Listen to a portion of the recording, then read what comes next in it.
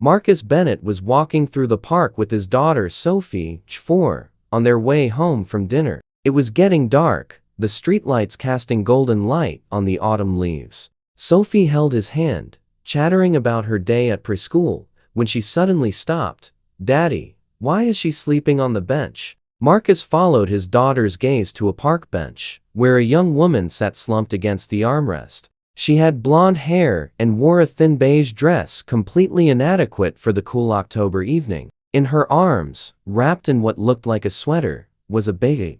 Marcus's heart sank. "Stay here, sweetheart." He approached the bench carefully. "Excuse me, miss, are you okay?" The woman's eyes fluttered open. She looked young, maybe mid-20s, and exhausted. When she saw Marcus, she immediately tried to sit up straighter, instinctively pulling the baby closer. "I'm fine. Sorry. We'll move. We're not bothering anyone, you're not bothering me. I'm concerned about you. Are you sleeping here?" The woman's eyes filled with tears. "Just for tonight? Maybe tomorrow, too. I don't know. We have nowhere else to go." Sophie had ignored her father's instruction to stay back and appeared beside him. "Hi, what's your baby's name?" "Sophie," Marcus said gently. "Give the lady some space." "It's okay," the woman said softly. "Her name is Emma. She's 3 months old. She's really little." Sophie said. "Why are you sleeping outside? Don't you have a house?" "Sophie," Marcus said, but the woman answered. "We don't have a house right now. We're staying here until we figure something out." Marcus made a decision. "What's your name?" "Claire." "Claire Anderson." "Claire." "Marcus. This is my daughter, Sophie. You can't sleep on a bench with a 3-month-old baby. It's not safe. And it's getting cold. Please, let me help you. I have a guest house on my property. You and Emma can stay there tonight. Tomorrow, we'll figure out next steps."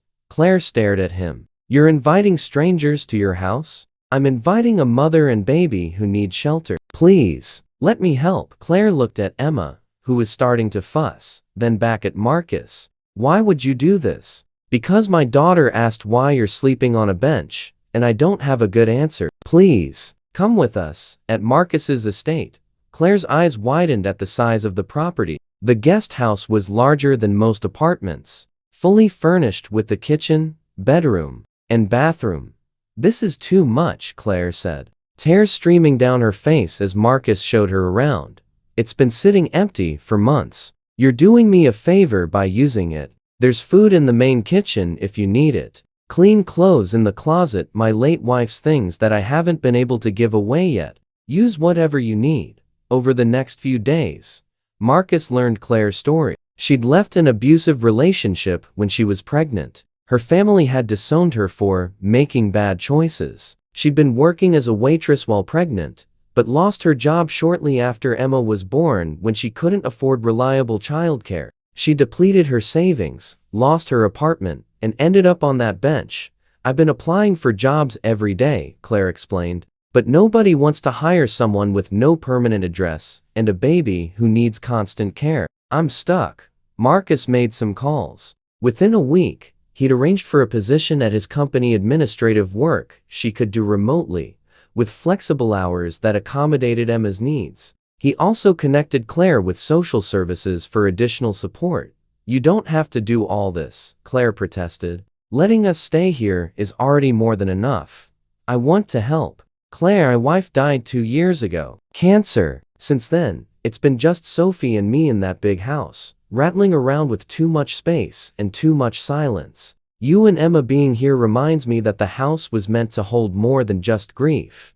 As weeks turned to months, Claire became more than just a tenant. She and Marcus would have coffee together while the children played. She'd share stories about rebuilding her life, about her dreams for Emma's future. Marcus found himself looking forward to these conversations, to the warmth Claire brought to his home. "Can I tell you something?" Marcus said one evening, 3 months after Sophie had first spotted Claire on that bench. "When Sophie asked why you were sleeping on the bench, I didn't have a good answer, but now realize that question changed my life. You and Emma have brought something back to this house that I thought was gone forever. Life, laughter, purpose beyond just surviving. Marcus, you saved our lives, you saved mine too." "Claire, I was going through the motions. Working, taking care of Sophie, but not really living. You showed me what strength looks like, rebuilding from nothing, fighting for your daughter, accepting help when you needed it. That's courage. 6 months after that night in the park,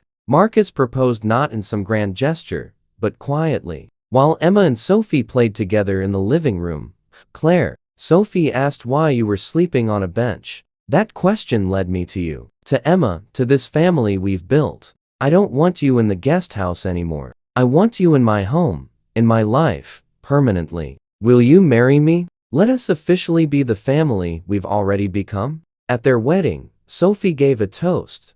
I asked Daddy why the lady was sleeping on the bench. He said we should help her, so we brought her home. Then she stayed and became my friend, and Emma became my sister, and now Claire is my mommy. So if you see someone sleeping on a bench, you should ask why, and then you should help them, because helping people is how you make families. Years later, Marcus kept a photo from that first night, Claire and Emma in the guest house, exhausted but safe. It reminded him that sometimes the most important business decisions are made in parks, not boardrooms. That sometimes a child's innocent question reveals what adults choose not to see. And that sometimes, the woman sleeping on a bench becomes the person who teaches you what home really means. If this story touched your heart, please like and share it. Subscribe for more stories about homelessness, second chances, and families formed through compassion. Leave a comment about choosing to help when you could walk away.